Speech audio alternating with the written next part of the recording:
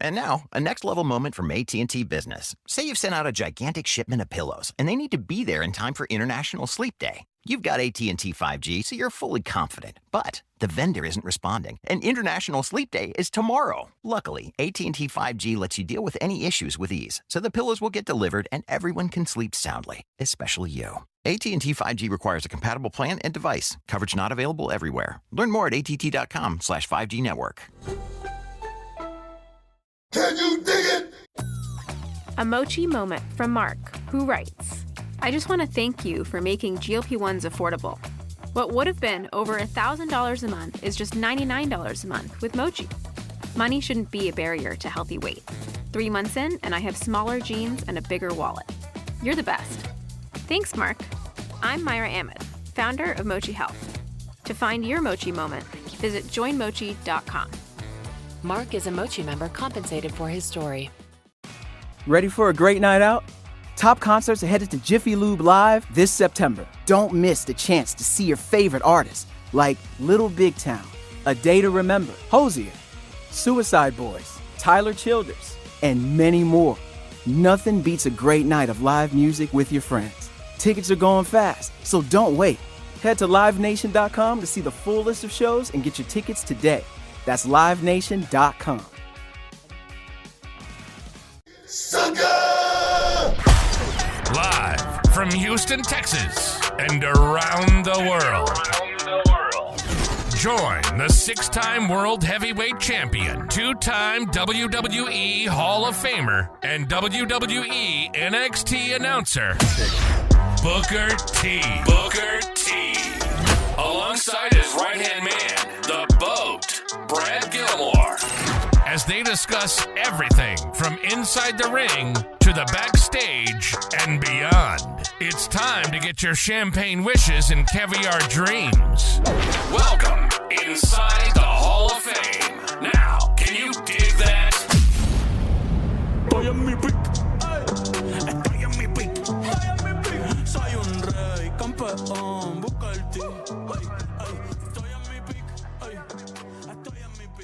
Welcome inside the book. Welcome inside the Hall of Fame. I'm Booker T. I'm looking at something. I'm 6-time world champ, 2-time Hall of Famer. Got my man Brad Gilmore here with me. As always, I want to thank the people. I want to thank the people for stepping inside the Hall of Fame, getting your champagne wishes and caviar dreams. Without you guys, there would be no Hall of Fame. I just want you guys to know that. I'm gonna tell you, man. I'm coming off a hell of a weekend. I'm hyped. I'm amped. I don't know if you guys saw that promo I did for the Texans. We didn't come out on top over this weekend, but I'm predicting it's gonna be a hell of a season. But before we get started, how you doing, Bradley? How you doing, dog? Look, I'm doing great, Book. I'm like you. I was not a fan of the open of the Texans, but you know what? That's fine. There's always week 2. Growing pains. Growing pains, man. We're still a young team. We're a young team. We got some wrinkles that we got to iron out. I will say, however, regarding the Texans, I would like to say that video was amazing. I'd like to say I would want one of the chains that we were wearing that day. Dope. They're dope, and they're about, I don't know, 275 pounds ish. Booker, the funny thing is, Book puts on one of these chains, and he goes, yeah, if I wear this all day, my neck's going to hurt, right? Or you were saying my neck was already hurting. It was like weighing you down. Your knees were bent a little bit. Bro, I was like, what's going on here, bro? This has got to be just costume, just to show off. Because I always wondered what those dookie rope chains felt like, man. That's my first time. I always wanted to say that too live. Dookie rope, baby. Dookie rope chains and what they felt like, man. And I tell you, man, that thing was pretty heavy, man. My neck was hurting. See, I thought I was gonna have to have surgery after I put that thing on. I want to give a big shout out to Maurice and Yura and everybody over there at the Houston Texans organization. First of many collaborations we're going to be doing with those guys. So that was great. But I'm going to tell you, too, we had the ESPN listener party, 975 listener party. Shout out to all the people who said they watch and enjoy the Hall of Fame. Yeah, and all the fans. Oh, but man, Book, I told Book, I was like, if we were at a con right now, you'd be cleaning up, man. You know what, man? It's always good to go to the people like that, though, and give back because, you and I, we started this radio thing some time ago. We never, thought it would blossom the way it has, man. But it seems to have been a hell of a ride so far, and it seems to be getting bigger and better. And and I know it sounds cliche, but this show is truly all about the people. It really is. It really is. And I appreciate all you guys for stepping in on a weekly basis, leaving your comments, letting us know what you guys think about the Hall of Fame, Booker T, as well as Brad Gilmore. We really appreciate you guys. And yes, we do. And we appreciate everybody over there at ESPN 975 and the staff there.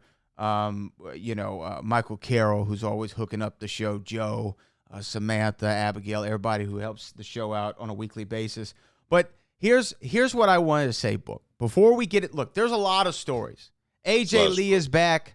Ronda Rousey's in the news. MJF is talking. Yes. We're going to see Mike Tyson take on Floyd Mayweather. There's a lot going on in the world.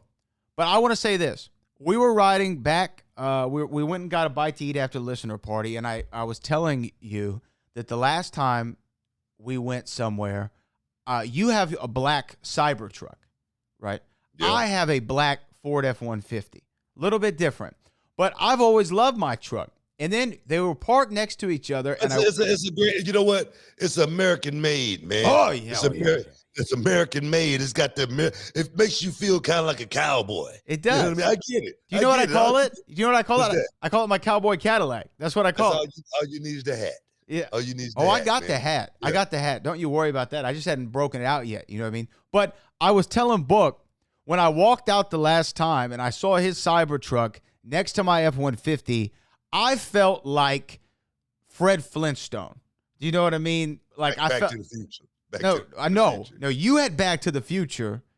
I had the Fred Flintstone. You were running off of, the Mr. Fusion flux capacitor. I was running off the Yabba Dabba Doo feet.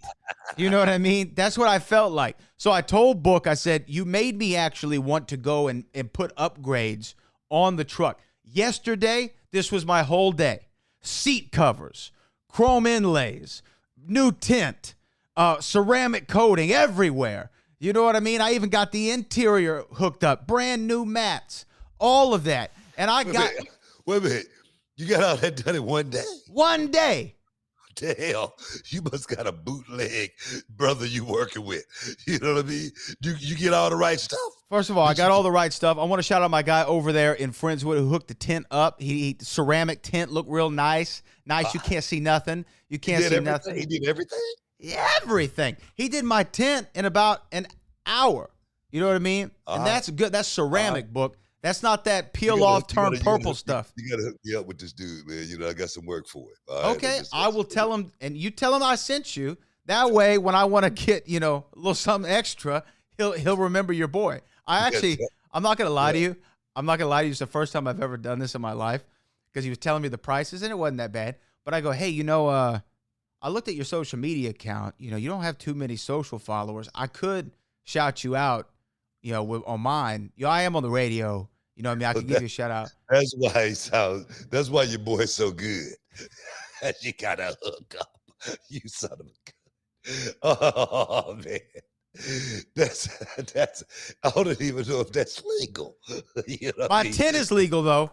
Because I'm gonna tell you what he said. You damn right it is. No, I'm gonna tell you what he said. I was like, hey, how dark can I go on the front? He goes, well, you're only supposed to go 35. I'm like, but we could go 25, right? He goes, you live in Friendswood? I go, yeah. He goes, you can't do that, bro.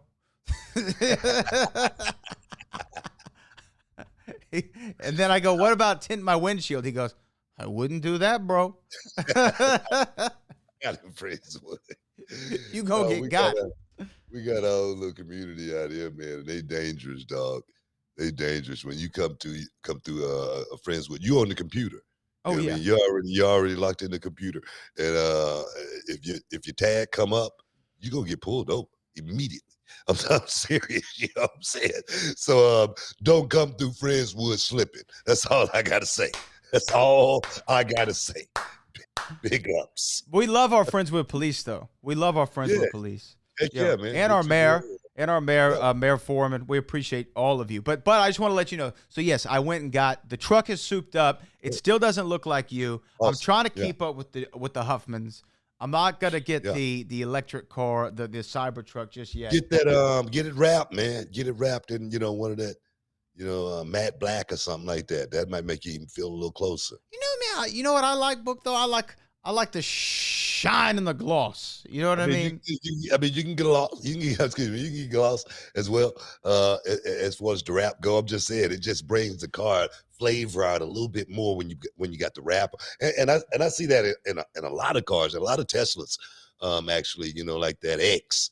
I see a lot of those wrapped in a lot they of look different sweet. colors. Yeah, and they look really, really sweet, man. I saw a purple one going down the highway last week, and it was smoking. You know what I mean? Almost made me want to go get one, man. I'll tell you this, and I almost want to know, and this is a friend of the show from back in the day. But you know what? The first thing I did when he was tinting the car up, you know what song was in my head? One guess. What song do you think was in my head about tinted windows?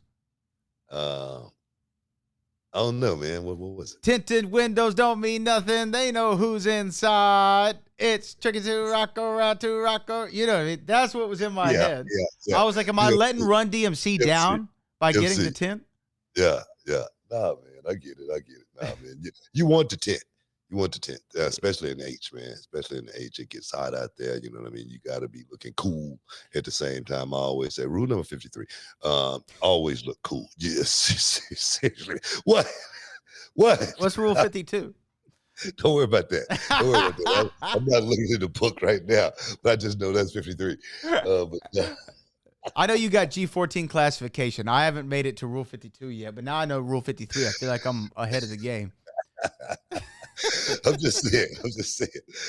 But no, man, there's a lot to talk about, man. There's a lot to talk about in the world of sports and entertainment. That's what this show is about. But let's real quick. Let's plug this Saturday, Reality Wrestling Gold Rush, Walker Texas Lloyd Arena. Right. Is that what you're about to do? I think that's what you're about to do. I mean, that's on the list. It's on the list. I just want to get in front of the show. We'll get it on the back too. But Trick Williams, we might as well start there. Go right ahead. The Trick and heavyweight champion of the world. He's going to be in the building. He's going to be taking on Gino Medina. We know that's going to happen. We know the second ever Gold Rush Gauntlet will be going down. We know we have a fatal four-way women's match happening to determine a number one contender. There's a lot going on post-Summer Champions 10, and we will see and hear from Danny Limelight. He will be putting his championship on the line, his new Reality Wrestling Championship. So I'm excited for Gold Rush this Saturday. Reality Wrestling Platinum presents Gold Rush. That's right. We got to take a quick break, but before we do, man, did you see the new ID program commercial? Yes, I did. I saw it on social media. How sweet was it, man? Very really, sweet. really sweet. I mean, Reality Wrestling is really doing some big things, and right now, guys, I don't want to, put the horse before the cart or anything like that. But Reality Wrestling may be getting ready to do things even bigger and better. Stronger, faster. Oh, yes, man. Stick around. You're in the Hall of Fame. We'll be back in a minute. Fellas, listen up. It's Bo Brad Gilmore. Y'all know me. I've called championship fights. I've rocked sold-out arenas, and I've even debated the merits of time travel with Doc Brown himself. But today, I'm talking about stepping into the bedroom like you're walking into WrestleMania. Main event energy only. Oh, yeah. And if you're ready to level up, let me introduce you to Blue Chew. Blue Chew is the original brand offering chewable tablets with active ingredients that help stronger, longer-lasting erections. Think of it like you're giving your downstairs a locker room speech and a protein shake. We're not talking about average. We're talking about legendary. Look, I know a guy. Let's call him B-Ran. Who tried one of those Blue Chew tablets and nearly had to change his jeans and his mailing address. It's like his meat telescope made contact with a higher power. Said his junk dropped a mixtape. Just one bass note for 37 minutes and it slapped. It's not sex anymore. It's a superhero origin story. The Girthinator rises. Coming soon to a bedroom near you. Because this isn't just about performance. It's about legacy. Or should I say it's about third legacy. So, if you're ready to take your game from meh to monumental, head over to BlueChew.com and discover your options. And here's the hookup. You get your first month of Blue Chew free. That's right. It's free. Just use promo code BOOKER at checkout and pay only $5 for shipping. That's it. Join Blue Chew's mission to upgrade humanity one thrust at a time. Use promo code BOOKER. Big thanks to Blue Chew for sponsoring the podcast. Visit BlueChew.com for more details and safety information. And use that promo code BOOKER. Oh yeah, brother. Can you dig it? Houston, get ready to rumble with the Hall of Fame on ESPN Radio. That's right, Booker. We're bringing the heat Tuesday through Friday right here on the Houston airwaves on 97.5 and 92.5. We've got the exclusive scoop on wrestling, boxing, and everything in between. Join us for the smackdown of sports talk and don't miss a moment of the action. The Hall of Fame. Now, can you dig that? Sucker! Hey guys, it's Brent Gilmore from the Hall of Fame with Booker T. And you know, we talk a lot about trust on this show. Trust in your team, trust in the process, trust in your opponent. And you got to talk about trust in your money. And that's why I use Cash App.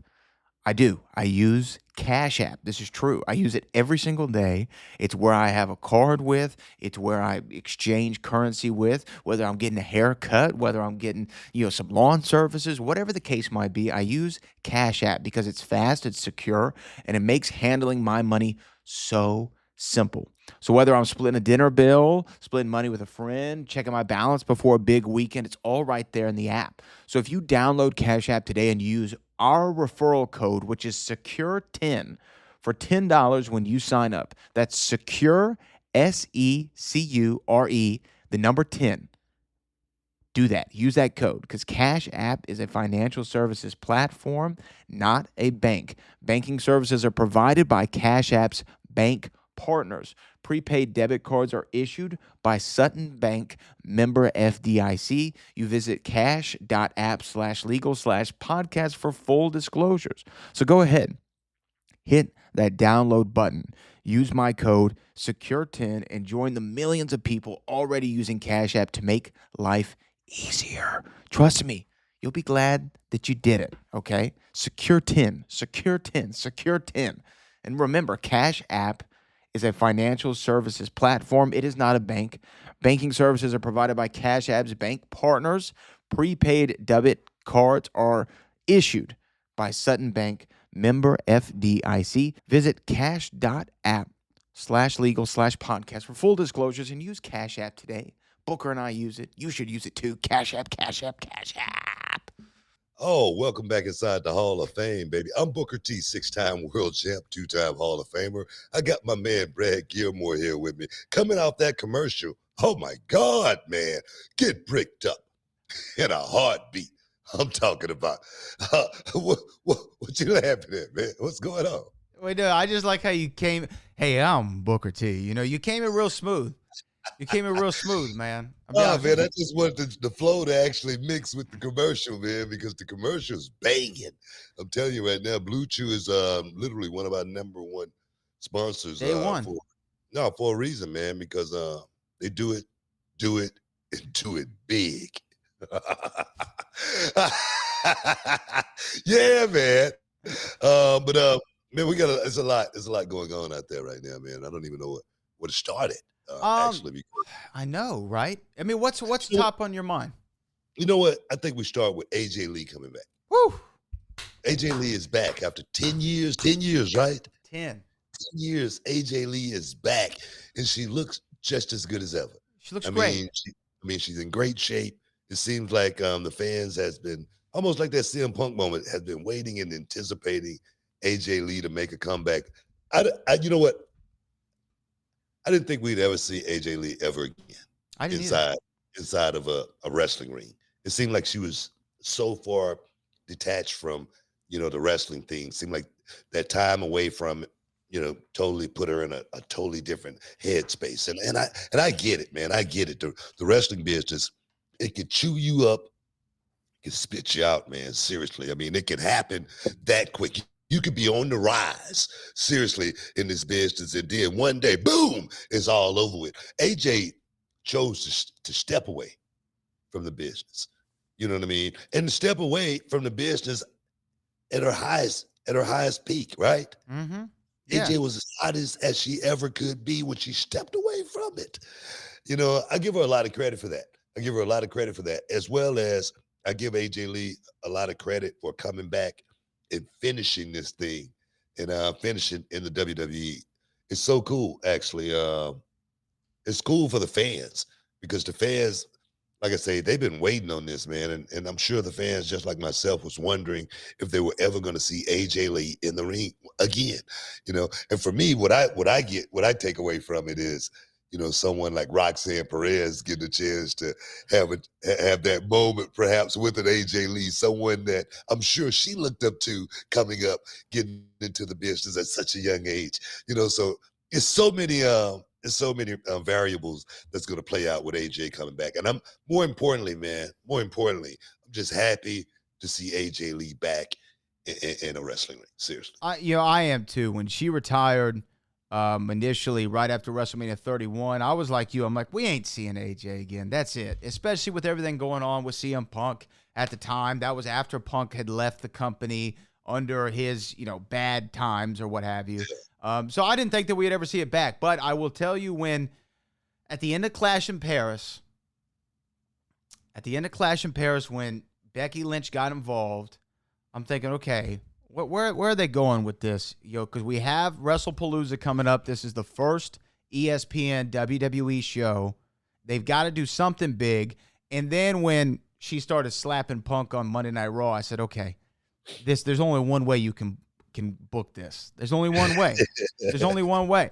And it what happened. And AJ, on a night that it was John Cena's last SmackDown, the story was AJ Lee, and that's no slight to John at all, who, by the way, had a great match with Sami Zayn, and Brock Lesnar was on SmackDown. I feel like we're not talking about that as much as we are talking about AJ Lee because she deserves it. She was a groundbreaking, I think, woman in that Divas era. She kind of felt like the anti-diva in some ways. She was a great foil for people like the Bella Twins, and people such as that caliber. They just matched up really well together. And I think it's one of the most surprising, comebacks in the last few years. And actually, a little plug for myself, on Yahoo today on Uncrowned, I actually wrote an article about the 5 most surprising returns of the last 15 years. And I will say, AJ, she might make that list now when you think about it, because that was a hell of a pop. Big pop. It's one thing about aura. It's something about the it factor. AJ kind of like created her own little thing.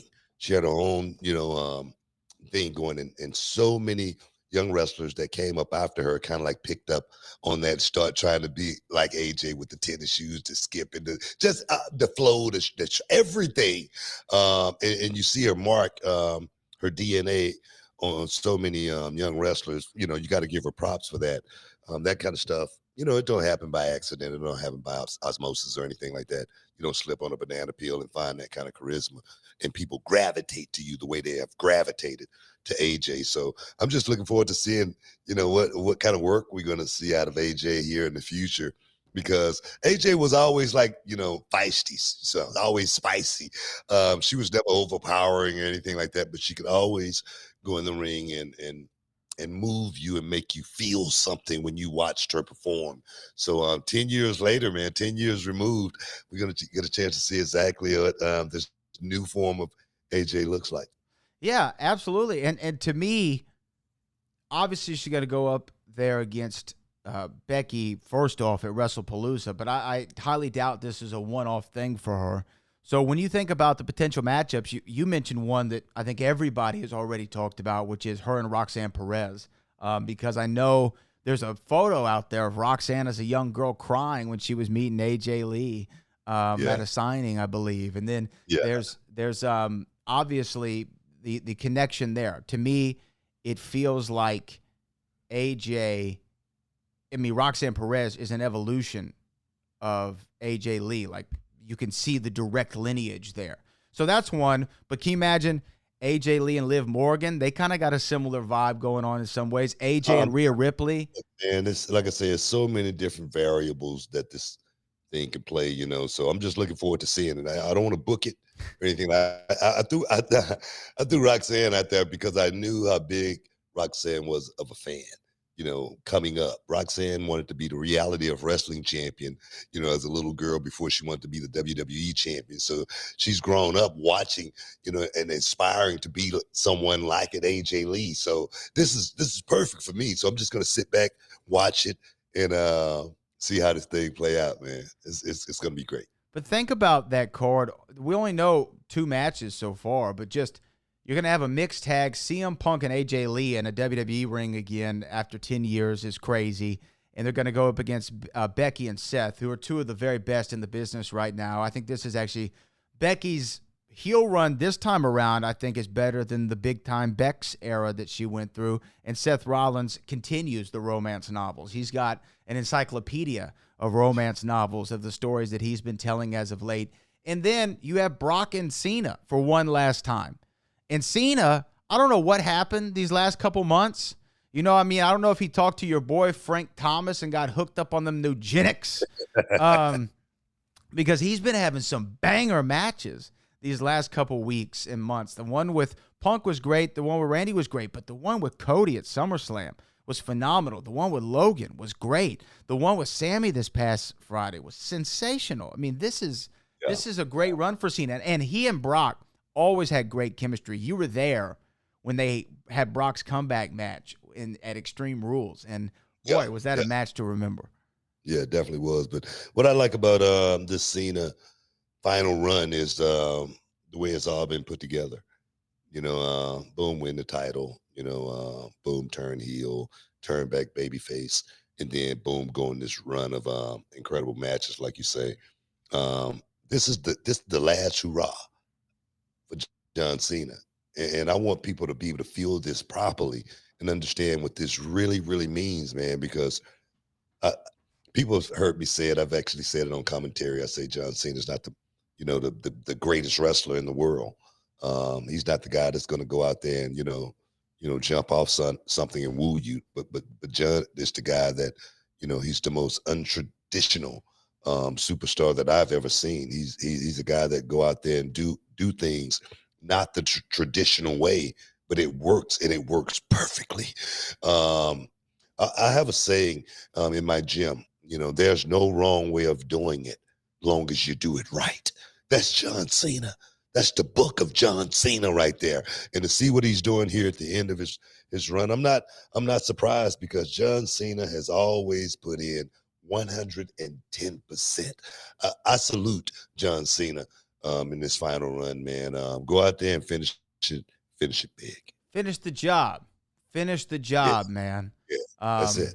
And I know you and Cena have a good relationship and have gone back a long way.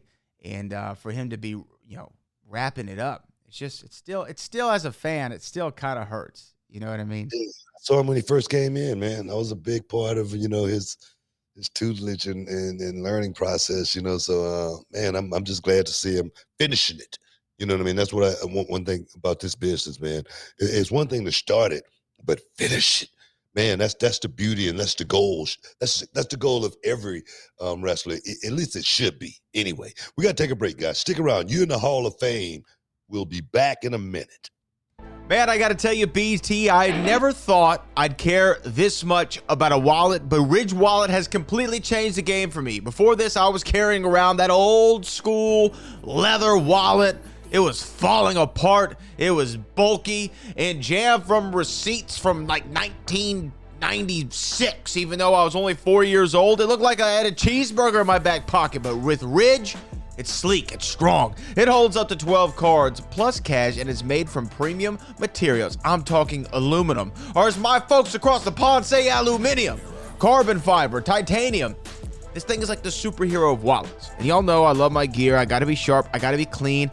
Ain't nobody dope as me. I'm just so fresh. So yeah, I'm so fresh and so clean, and I also need to be functional. So this is what is huge for me. This wallet has RFID blocking tech, so nobody's stealing your info while you're walking down the street. That's peace of mind. And check this out. Mine is made of carbon fiber, but they have 50 colors and styles to choose from. It's the last wallet you'll ever need. And with Ridge's lifetime warranty, it's not just hype, it's real.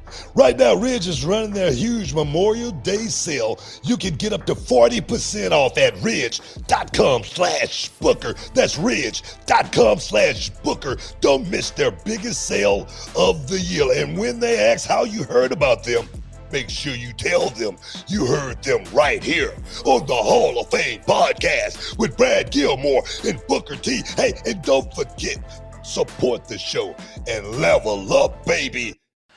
You know, life always doesn't wait for a payday.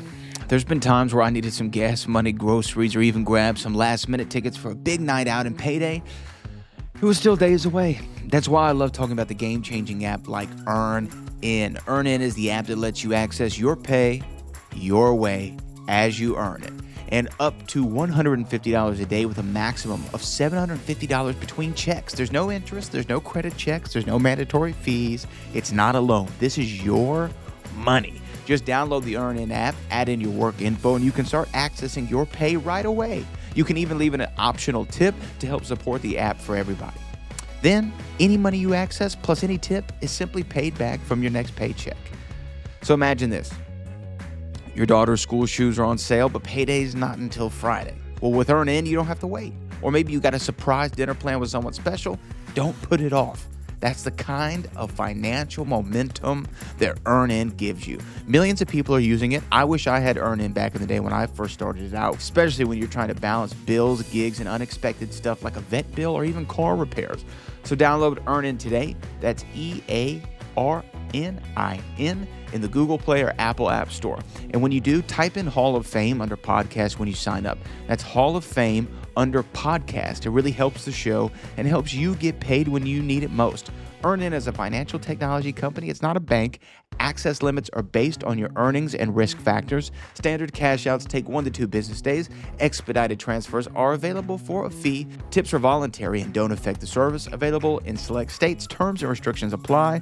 Visit earnin.com for full details. Make EarnIn a part of your financial routine and join over 4 million people using it to turn any day into payday. It's your money. Take control of it with EarnIn. Man, just talking about the wrapping up, the retirement of the greatest, perhaps of all time, the last real champion, John Cena. What do you think about that tag right there, the last real champion? Last real champion, man. I mean, in some ways, I understand what you mean. The never seen 17. I like it a lot, man. Yeah, seriously. Yeah. What do you remember about John when he first came in? I mean, because you were at the time in SmackDown, you were one of the vets of the locker room. Even though you'd only been there a year or two, you were one of the veterans. So what do you remember about him? I just remember how green he was, man. You know. How you kind of wondered, you know, if he was going to make it. You know, he wasn't, you know, initially the chosen one, you know, the guy that they were, you know, looking to put the rocket on and send straight to the moon. It didn't seem that way, you know, initially from the beginning, but you could kind of like see the tide shift a little bit. Yeah, because WWE, I've always, you know, known the business side of it. WWE is always, you know, known when to pivot and look for that next guy to have that, you know, major run. You know, of course, like The Rock, you know, of course, Stone Cold Steve Austin, of course, you know, The Undertaker. You know, it's been certain guys that get that baton. And you could tell John Cena was the guy that they were looking to give that baton to and, you know, let him run. And for me, I knew what my job was. My job was to, you know, help John and, you know, try to get him as, you know, ready as I possibly could for, you know, those moments under the bright lights, you know. So I have another saying, you know, in my gym, preparation is the only luck you're ever going to have, you know. So I was trying to prepare that young man to go out there and shock and amaze, man. But I always loved John Cena. I always talk about the time him and I was on 106 in Park and he went out there and freestyle. And AJ and Free was like, what the hell? You know, this guy's good. And I'm sitting over here, the black guy, wondering, why can't I rap? I wish I had that gimmick. You know what I mean? But no, man, awesome dude, man. Much respect and much love for John Cena. Yeah, man, it's gonna suck for Cena for me to see him leave. But this is what I wanted to bring you to. There's another conversation that we had. I'm throwing this out here in the atmosphere because maybe it'll happen. Everybody's been talking about who's the final opponent going to be at that Saturday night's main event in Washington, D.C. Even when we were at the listener party, I was asking people, hey, who do you think it's going to be? Who do you think it's going to be? I wanted to get everyone's ideas. The general consensus seems to be The Rock. But if you have seen The Rock in the last couple of days, The Rock is he's a slimmer down Rock. You know, he's slim Rock. You know what I mean? What's wrong with Slim Rock? Nothing's wrong with Slim Rock, but you know what I mean? Like, I wouldn't like Slim Rock's chances against Shamrock. You know what I mean? I wouldn't like his chances against John Cena either. You know, he's looking a little slim. He's doing something for a movie role. And by the way, The hell Shamrock got to do it. I don't know. It just seemed like it rhymed. You know what I mean? I was trying to put some bars together. I'm just wondering. And that could be Frank Shamrock, Ken Shamrock, any of them. Oh my God! But people are talking about who's the last one going to be. And by the way, I hear the Smashing Machine's a phenomenal film. Can't wait to see it from The Rock. I don't think it's going to be The Rock. So I'm throwing this out here. Who I want it to be.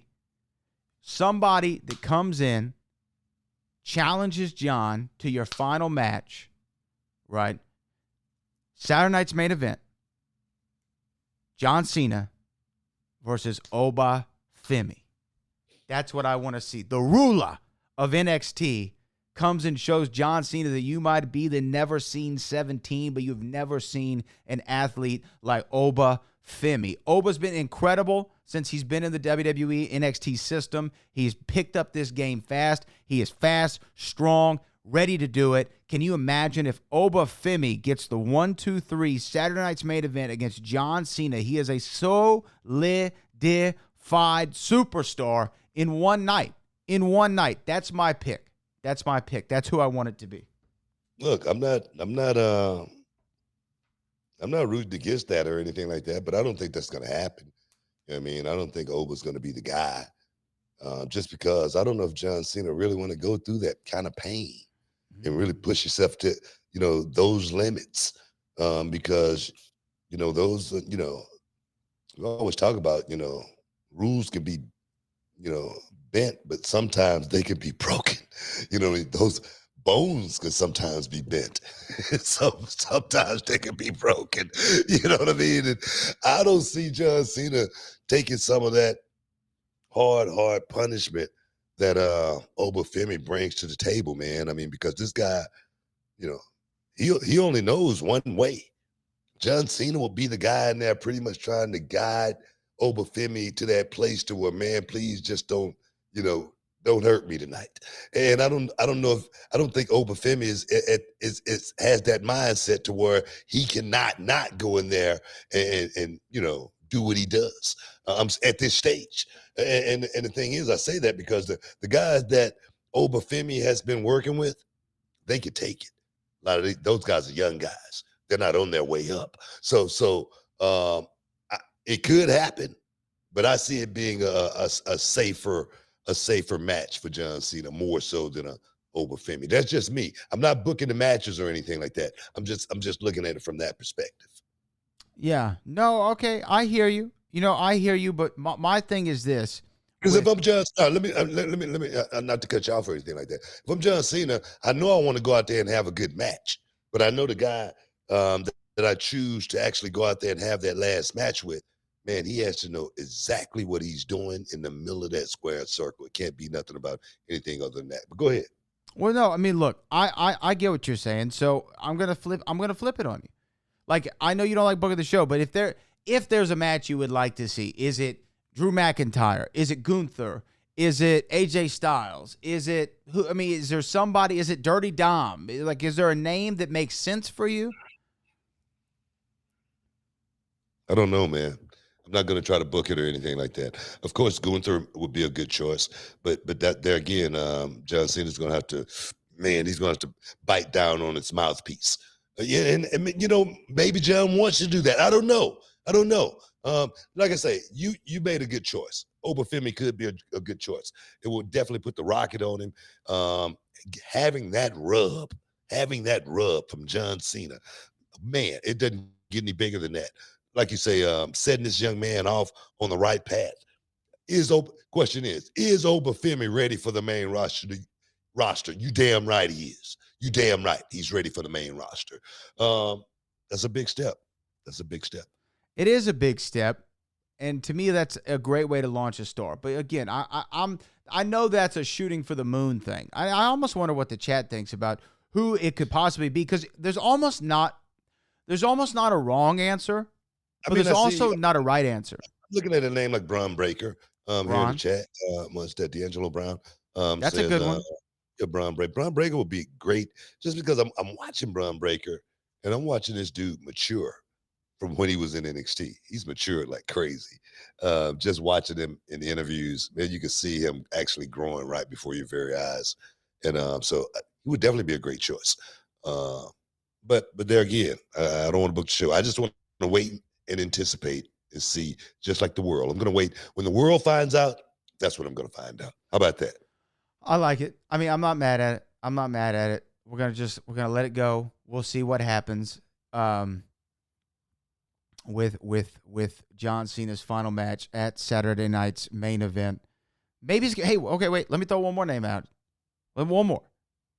John Cena in his last match. This is shooting for the moon. In his last match, challenges for the TNA championship against Trick Williams. That wouldn't be bad at all. Honestly. I'm not hating on that match either. I would love to see Trick Williams get, a piece of the action, a little ride in the sun with someone like John Cena, and because that's a hell of a ride.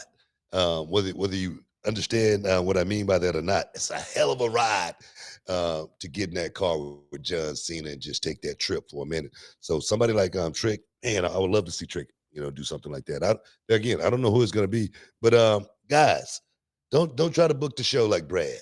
All right, don't be like Brad and a lot of these other talking heads, out there. A lot of these other pundits always trying to put the matches together. We're going to talk about that.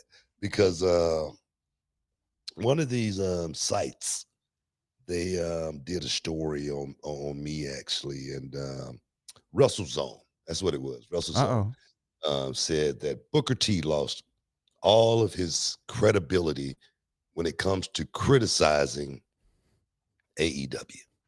I think that's something that we really got to talk about, because that's a damn bold statement right there that was made by WrestleZone, that I've lost all of my credibility criticizing AEW. Stick around, y'all. You're in the Hall of Fame. We'll be back in a minute, damn it. Hey, what's up, Nashville? It's your man, Booker T, 6-time world champ, 2-time Hall of Famer. Wake up, man, and get in the ring with the Hall of Fame. Every Saturday morning, book at 8 a.m. We're coming to you live on 102.5 The Game, Nashville's home for sports talk. We've got the knockout conversations, the legends, and all the sports insight that you crave. So check out Booker T and Brad Gilmore every Saturday morning on 102.5 The Game. Now, can you dig it? Brad Gilmore here with me, and we chopping it up. Talking about WrestleZone right now, and WrestleZone did a little piece on me by a guy by the name of Anthony Nash. I want to give him a shout out. I want to give him a rub. I don't know, maybe he's trying to get a job over at AEW, or maybe he's just writing stories just to be writing them, because this is my thing. You and I, we talked about AEW because the question was posed to me. Am I correct? Question was posed to me. Did I watch AEW match with the Young Bucks and the Gummy Bear spot? Yeah, right? I brought it up. Yes, I brought it up. That was a question. And I said, no, I didn't see it, but did they sell the Gummy Bears? And you said like something like a champ. And they did this, that, whatnot. And I'm like, well, that's one of the reasons why I don't watch AEW. Because AEW, this is my verbatim quote, because AEW is trying to change the way people watch professional wrestling. been that way from day one, as far as trying to change the perception of the way people watch wrestling. And my thing is, I get it. That's those guys and what they want to do, so be it. But I really don't watch it because it doesn't compel me. I went to go watch Hamilton. And I said a couple of times in Hamilton, I almost had a tear come out because it really made me feel a certain way. And I say, when I watch that, it doesn't make me feel that way. That's the reason I really don't watch AEW television. I say I really haven't watched the full show since AEW has been coming on television. I say I've watched pieces of it on the internet. I've seen stuff on YouTube, clips. I say, but sitting and watching a full show, I've never watched a full show. Now, this is my thing. I want to question Anthony, and he could pull it up in his on his site. He could let me know. In other words, when have I ever criticized AEW? Do you remember me, Brad, ever criticizing AEW? One time criticizing AEW? No, not criticizing AEW. I'm trying to figure out what negativity have I ever given AEW? What hate have Booker T ever given to AEW? I'm just trying to figure it out. For someone to say, I have no credibility as far as, criticizing. I've never criticized them. So you're writing a story that's nonsensical in actuality. So I'm just trying to figure out if he could, Anthony Nash, can formulate when I actually criticize AEW, not maybe said something about AEW, but criticized AEW. I mean, if anybody in the chat can come up with the time that I criticized AEW, please.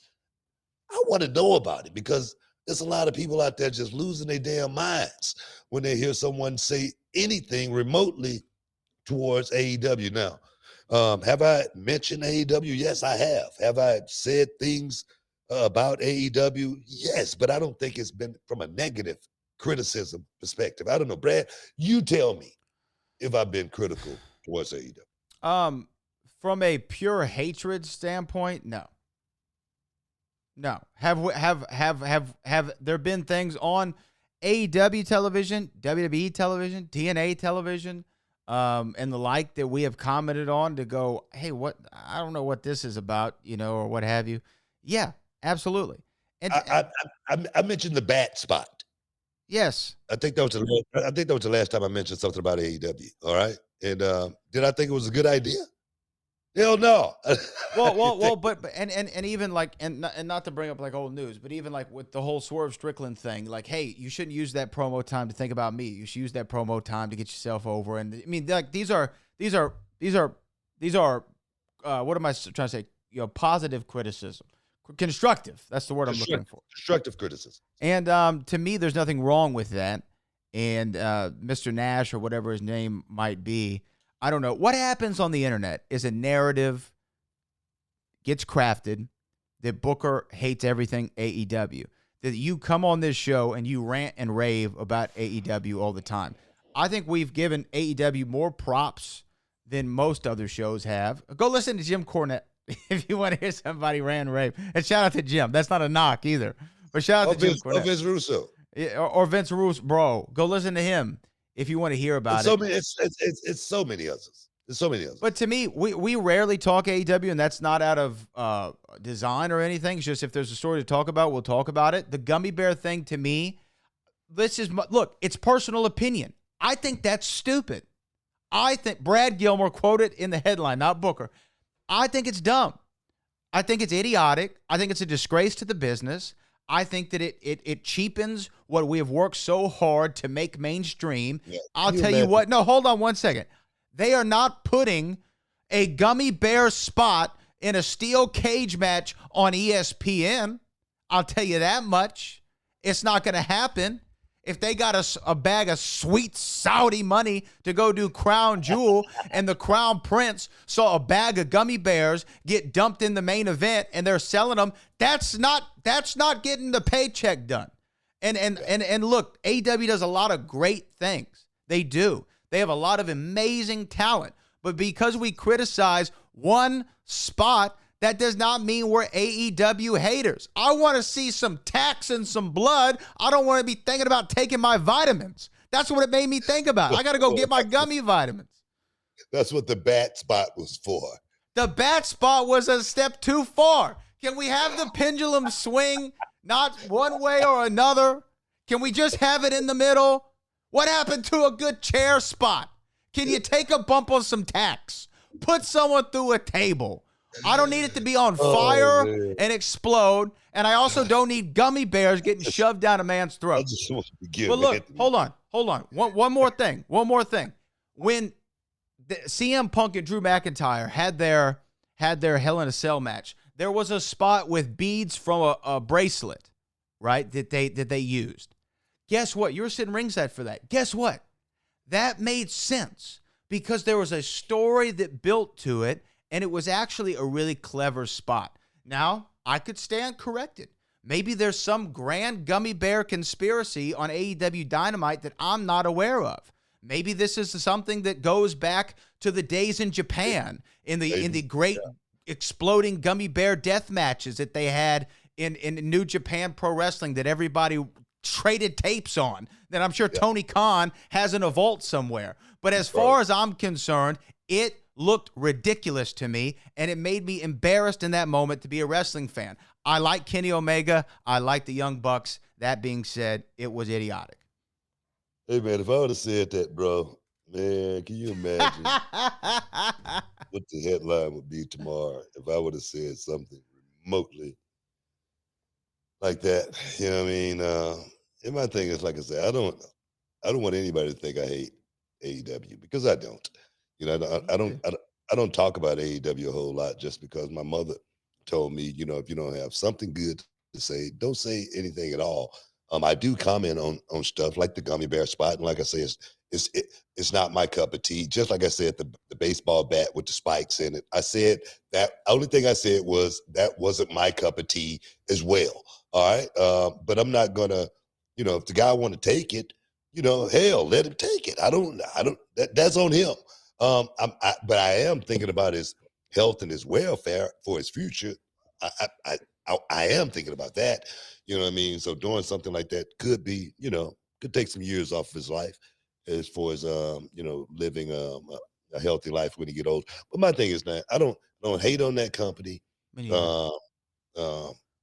It's even like some stuff that just came out now. We got to talk about it. Go ahead. I'm sorry. We will, but let me say one more thing too, because it's on both sides. Like when WWE had that horrible Hell in a Cell match with The Fiend and Seth Rollins, we talked about it. Everyone remembers the eye for an eye match. I didn't like the concept. It wasn't for me. Back in the day, there was a Hell in a Cell match, Booker. You won't even remember this, called the Dog Kennel from Hell match with Big Boss Man and Al Snow, where they had dog kennels around a Hell in a Cell because I think Big Boss Man stole Al Snow's dog, Pepper. And if that doesn't have Vince Russo written all over it, I don't know what does. But the dog kennel from Hell match was dog crap. Like, it was one of the worst things I've ever seen. So I call it like I see it. Look here. You should have said that a long time ago. All right? We didn't have this show then. I thought it. Just so people could hear you say something bad, you know, about one of these PLEs. No, man, you being biased. I'm paid off. You're bought and sold. I'm a company man. That's what I was just been saying. A bootlicker. You company man. You've been bought. Hey, man, stick around. You're in the Hall of Fame. We'll be back in a minute. Boom. Welcome back inside the Hall of Fame, baby. I wanted to go ahead. What you got? No. I'm just already like seeing the comments in my head from that last segment. I'm already seeing. Yeah. Oh, that's on you, dog. Oh no, I own it. I stand down 10 toes. It's Say all something. on you, man. You know, I tried my best to hold you back. You know what I mean? Look, man, don't go there. But you want to go there anyway. But no, it's just facts, though, man. It's just facts. Ain't nobody saying nothing negative. towards anyone other than, hey man, do you, right? Do you, boo? Whatever, But makes you happy. but you don't have to like it though, right? You don't have to like it. That's the thing, man. I mean, if you don't like it, don't tune in. That's what I do, right? I don't like it. I don't tune in. It's not my cup of tea. And that could be anything. You know what I mean? That could be like a regular show. Me and Charmel, she watched certain shows. I watch certain shows because her show's just not my cup of tea. Nothing wrong with that. You know, my shows is not her cup of tea.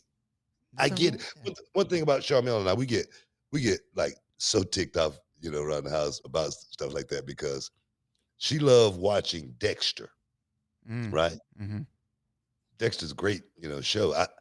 I really never watched Dexter. I know what it's about, but I'd rather watch a real police interrogation on YouTube. All right. She don't want to see that because it's real.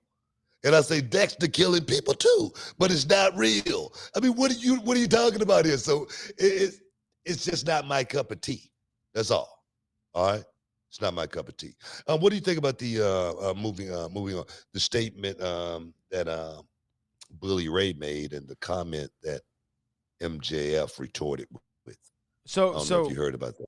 Oh yeah, I hope we're talking about the same thing. So give the people a little bit about what it is, so I know what I'm talking about. Because I thought you were going to go with the Ronda Rousey thing. So go with this first. No, I wanted to tie this in just because it's still AEW. Yeah, sure. You know what I mean? And I want to get your take on, you know, who did you agree with more, you know, Bully or MJF? I think Bully Ray made a comment, and I'm just paraphrasing, that the show, the AEW show, is lost right now. It really has no identity, pretty much. You know what I mean? Yeah. Here was his. Here was not to cut you off. Here was his quote: "Unfortunate, but AEW as a product is lost. There's certainly some bright spots, talent, but as a company, it lacks definitive direction. It is what it is. A company owned and operated by a fan with lots of money. TK, good guy, good heart, and not a booker, and the boys know it." That's what he said. I mean, you know, I get that, but, you know, I mean, Bully could have left that last part out, you know what I mean? About the boys knowing it? As far as Tony Khan doing, you know, being a fan, he is a fan, but he's a boss too. He owns it. He does. You know, if it's your company and you writing the script, you the booker. Mm-hmm. Whether it's good booking, great booking, or indifferent, you're the booker, right? By definition, yes. So you can't you know, say that. You know, I do agree with Bubba as far as, you know. Then again, I don't watch the show enough, but from my perspective, like the Gummy Bear spot, I think, you know, I would have taken that out and went in a different direction for a match of that magnitude and really gave the people, you know, something a little bit different. But then I don't know if you want to read the retort from MJF. Let's see. MJF said, imagine if Anthony Bennett did a podcast criticizing the NBA and its players. Imagine if John Gottner did a podcast criticizing the MLB and his players. Would you take their opinions into account? Wrestling fans, I urge you. I know it's hard for you. Stop being dumb, is what I have as part of his response.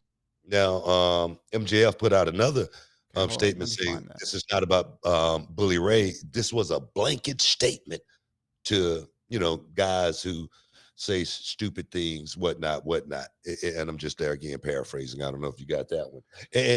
And the thing is, I agree with both guys. Okay, explain.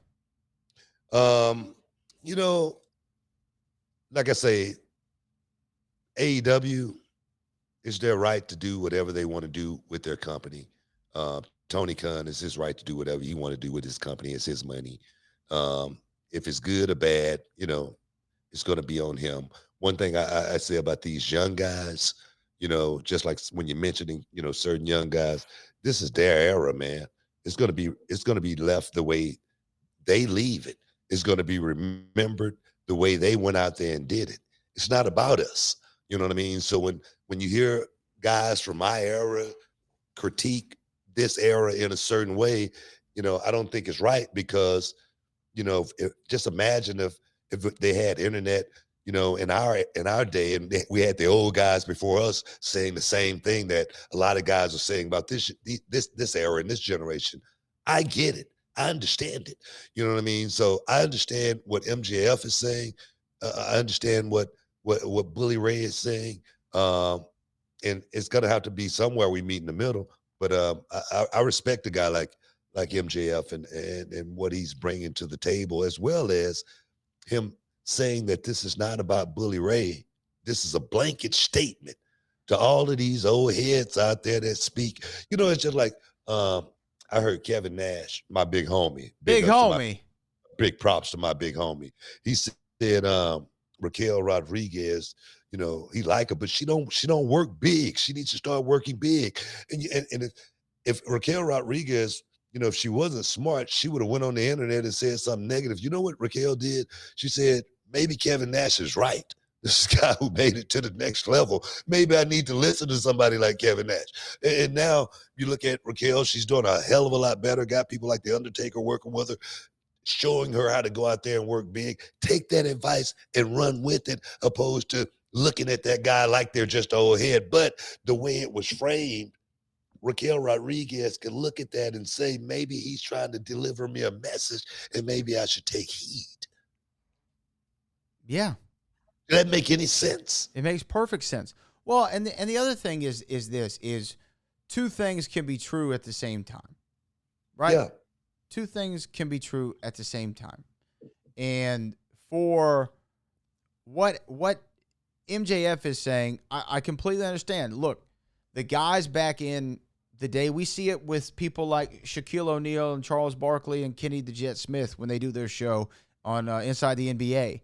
They criticize the new generation. Oh, they're taking too many threes. They don't D up. They don't take their time. They don't run plays anymore. There's not a traditional five.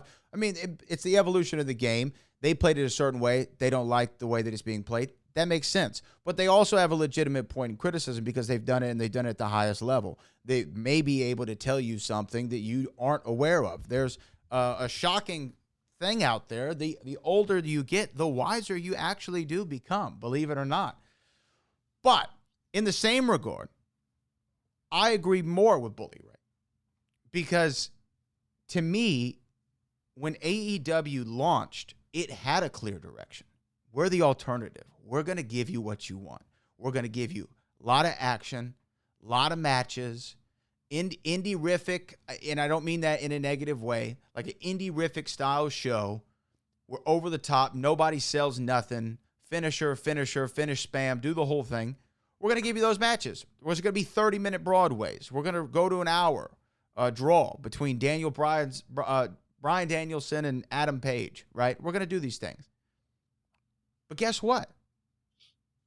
That is still their identity, but it's not what the people are gravitating toward. That's why they went from running the All-State Arena in Chicago to the 2300 Arena in Philadelphia. That's not by accident. Look, I'm not saying the blueprint is working. I'm not saying it's the greatest blueprint at all by any means. But damn it, if it's my money, I could take the titles and drag them around the city, you know, on the back of my Harley if I wanted to, right? Just let the sparks fly, right? You know that because it's mine. You know what I mean? I could have a gummy bear match. It's yours because it's mine, and that's why I don't agree with certain statements. Just because I say, you know, when you want to start, you know, doing that, go get your own and do it the way you want to do it. You know, don't tell me the way I should do my company. I do my company like this because this is what I like. Maybe Tony Khan liked what he's doing. Maybe Tony Khan is having a lot of fun doing something that he's been wanting to do since he was a little bitty boy. Go out and have some fun with professional wrestling. Am I against that? No. Is it a marketing and a blueprint to have a successful company for many, many years? Normally, no. But when you're a billionaire, you can do whatever the hell you want to do, man. Come on here. Can we be real here for 1 minute? Can we? It's his sandbox. Exactly. I agree with that. You know what I mean? And my thing is, you know, a lot of guys going to get paid. A lot of guys going to have jobs. You know, I don't know what's going to happen when it's all over with as far as their careers, whatnot. But for me, I have no hate, ill will towards AEW, and I'm not going to tell those guys how to go out there and book their matches. I just say it's not for me. That's all. It's not for me. All right. Can we agree? Can we agree to disagree on that? Agree to disagree. Hey man, you're in the Hall of Fame. Stick around. We'll be back in a Best promo of all time. Welcome back inside the Hall of Fame, Booker T and Brad Gilmore. Book, I gotta say, every time I see your promo of G.I. Bro from the WWA, I like it more. Oh my God, man. I was 2 months into the wrestling business right there. 2 months. Hell of a promo. 8 weeks, man. 8 weeks in. On live television. On Saturday nights. Hell of a promo. My God, man. What a hell of a run, man. What a hell of a run. You had a hell of a run. Hey, I have a couple things. We're going to get to our Super Chats. This is, of course, our last segment. Reality Wrestling Gold Rush this Saturday at the Walker, Texas Lawyer Arena. Don't miss out. Don't get shut out. It's going to be on like the proverbial pot of neck bones. The Trick and A heavyweight champion of the world, Trick Willie, will be in action against Gino Medina. But, Book, I have a couple of things I want to ask you. What do you think of Tyson and Mayweather? Hey, man, it's going to be a spectacle. Let's just say that. I don't know. What are they going to have that thing in Dallas? I actually don't know where it's going to be. No, I'm just wondering. I know it's going to be in 2026, but I'm saying Dallas because it's going to be a spectacle. A lot of people are going to want to show up, see exactly what's going to happen with a fight like that. A lot of, non-boxing traditionals are going to show up for a fight like that just because it's Mike Tyson, just because it's Floyd Mayweather Jr. I don't know. I don't know what kind of appeal this fight going to have, in 2026. I mean, I love Mike Tyson, but we saw Mike in his last fight against Jake Paul, and, he just couldn't pull the trigger. And you wonder, what he's going to do with Floyd Mayweather, who was a guy who could, dance for, 8 rounds or whatever they're going to be doing.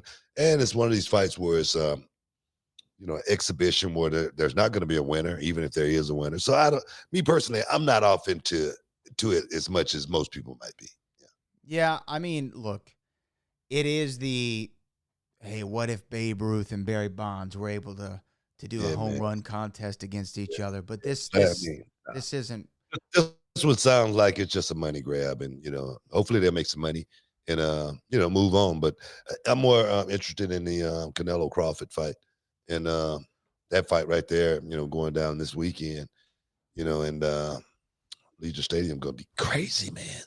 Up to 65,000 people could be, a part of that thing, man. 65,000 could be a part of that thing. So I'm looking to, I'm wondering if Terrence Crawford can go in there and pull it off, man, because, man, Canelo Alvarez is impeccable. He really is. He's an impeccable fighter. He doesn't lose. Of course, he has loss on his record, but that was against a guy that was much bigger than him. As far as going out there, actually a couple of losses against Floyd Mayweather as well. My bad. But the guy is, he's an extraordinary fighter. Smart. IQ is very, very high. You know what I mean? So I'm wondering if Terrence Crawford can go out there and match that. If he can, man, what a win that would be for Terrence Crawford stepping up 2 weight classes. So I'm looking forward to seeing that. But before we get out of here, we got to talk about the comments that was made by Matt Riddle. You know what I mean? We got to talk about Matt Riddle for a second. And Ronda and our Super Chat. So we got a second. And Ronda Rousey.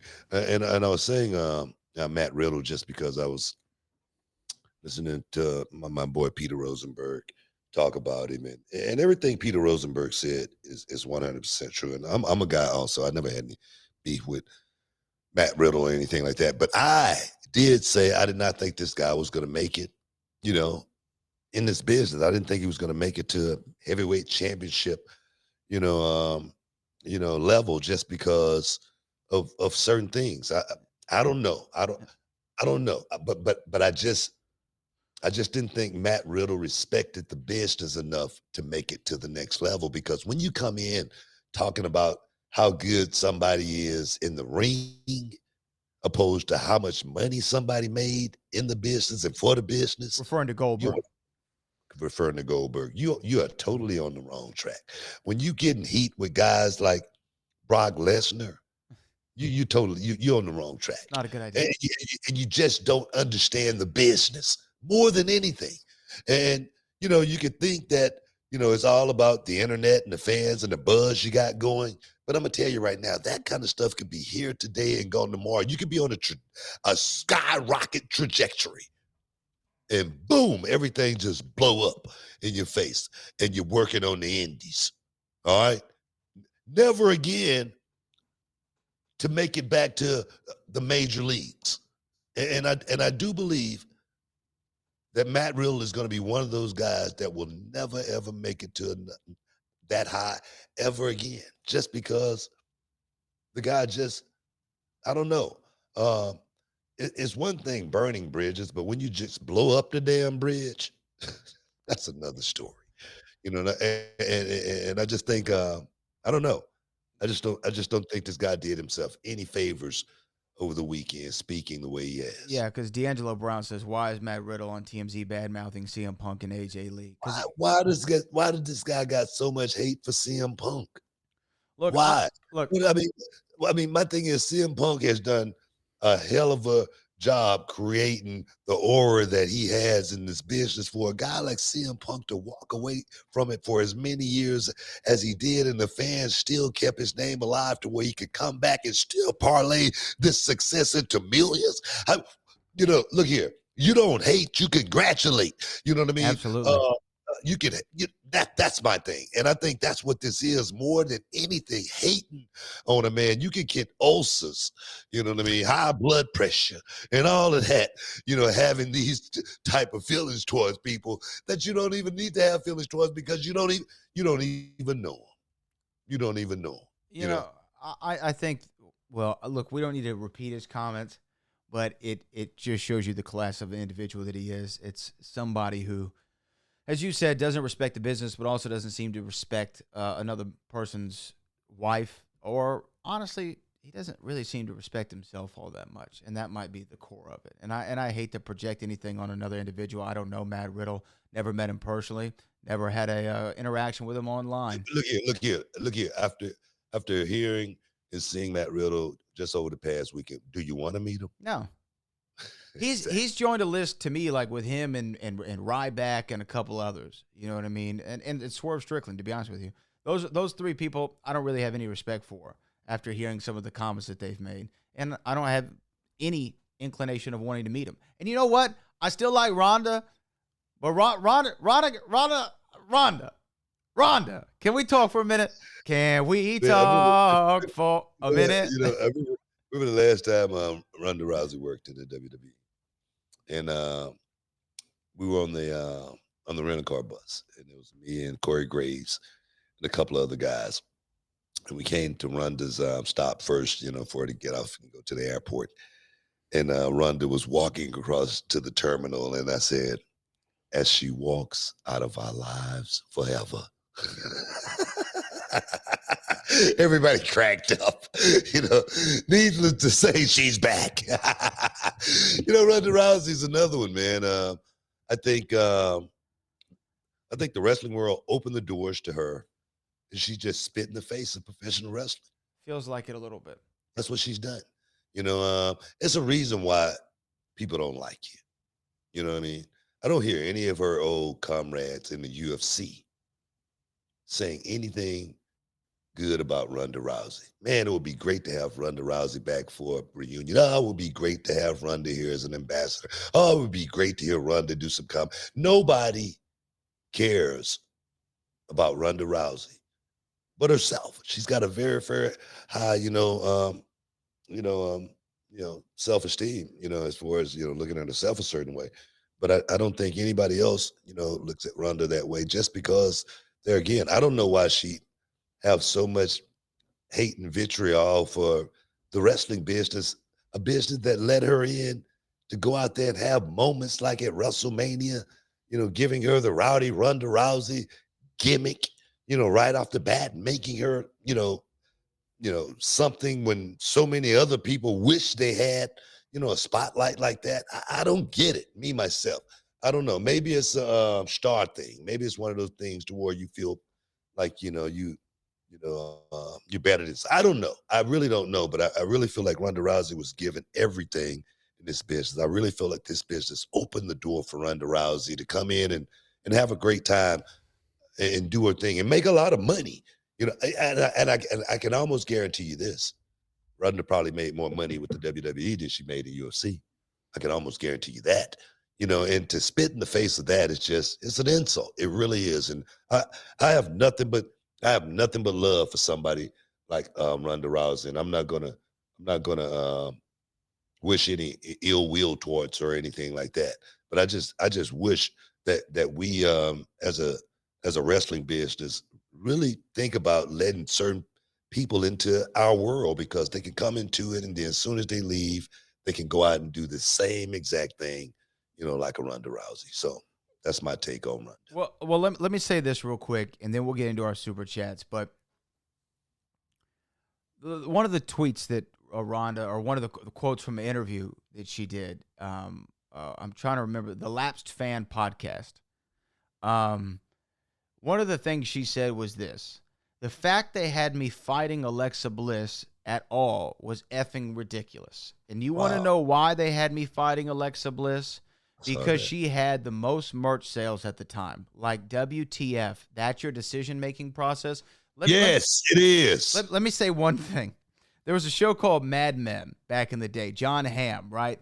And his secretary, you know, says, you know, sometimes I wish, you know, you could just tell me that I did a good job and you would appreciate me. And he looked at her and he said, that's what the money's for, right? and to me, when I read this comment from Ronda, they put me against her because she was selling the most merch. It's called a business. We want to make money. That's like I say, that's the thought process of people coming in. It's just like when I hear Matt Riddle say somebody can't fight. He can beat somebody up. Well, go back to the UFC and fight somebody. It's not that hard. They got so many fighting organizations you can go out and go do it. Bare Knuckle FC. Go do that. And the thing is, see how good you are after being on the road for the last 10 years or however long it's been, taking bumps. You know what I mean? So these guys are delusional when I hear them talk like it's like somebody want to fight you these days. Run up on somebody trying to fight them and see what happened to you. And Alexa Bliss is a great worker. She's super over. That's the kind of person you want to wrestle. And she's smaller than you. You can have a great... Come on, Ronda. Well, that's somebody that don't understand the wrestling business. I mean, she understands the fight business. Right, and very well.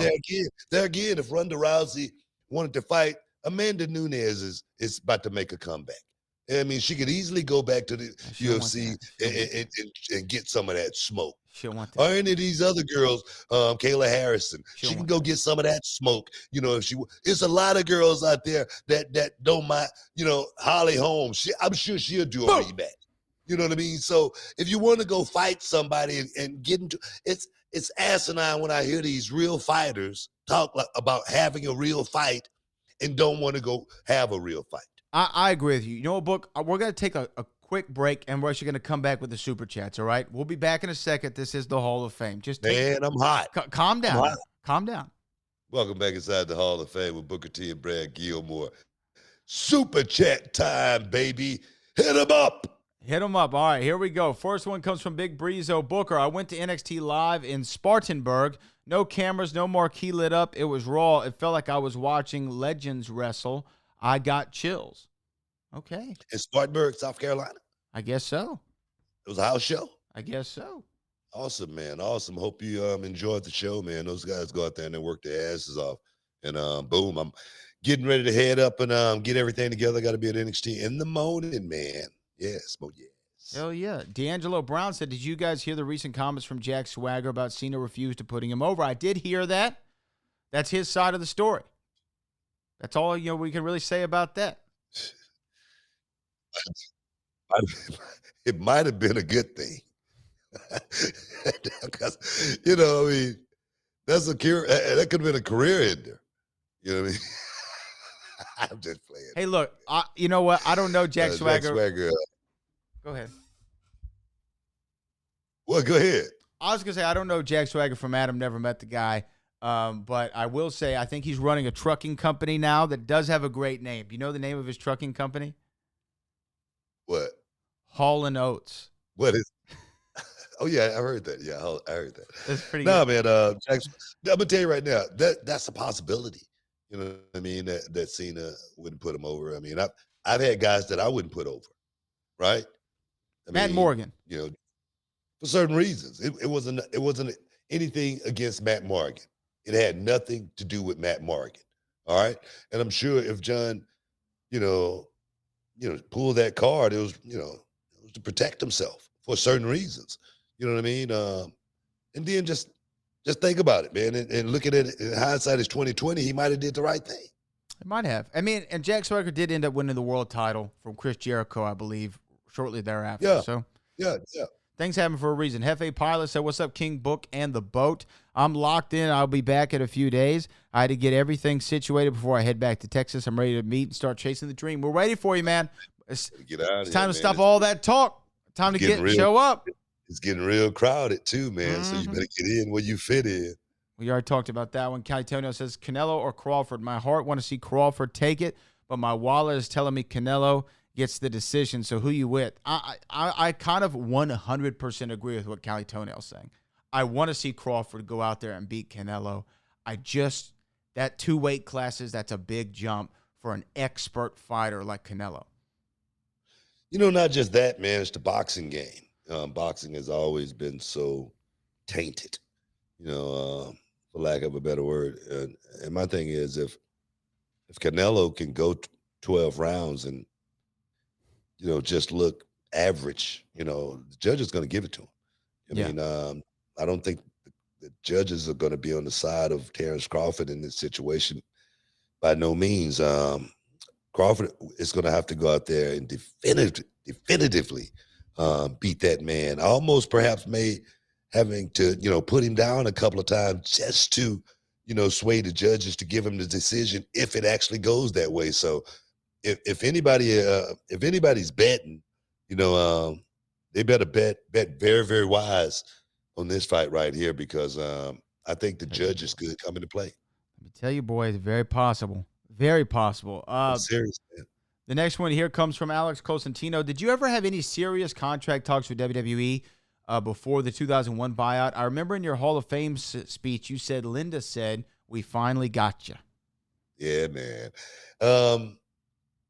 No, we didn't have any real talks or anything like that. But when my contract, my final contract, before my final contract, before the last contract that I signed, before that one, somebody had talked to me and said that it was a spot. I can't remember who it was. I got a call, a little bird drop, said that, if I wanted, it was a spot for me in WWE.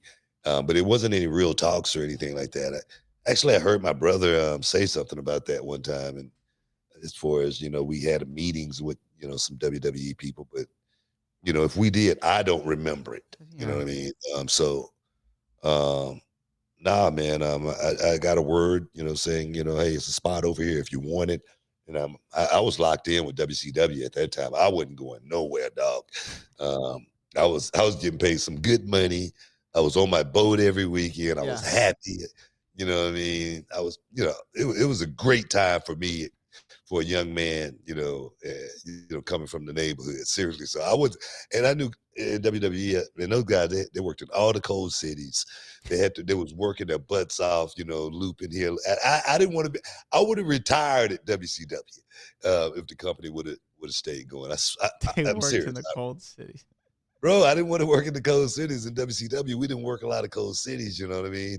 And it was nothing like the trips and what I had heard. WWE, World Wrestling Entertainment, it's truly real. It's real as it. WCW World Champion, it wasn't like that. It wasn't like that at all. We went to Germany. And our final one is another Alex Cosentino.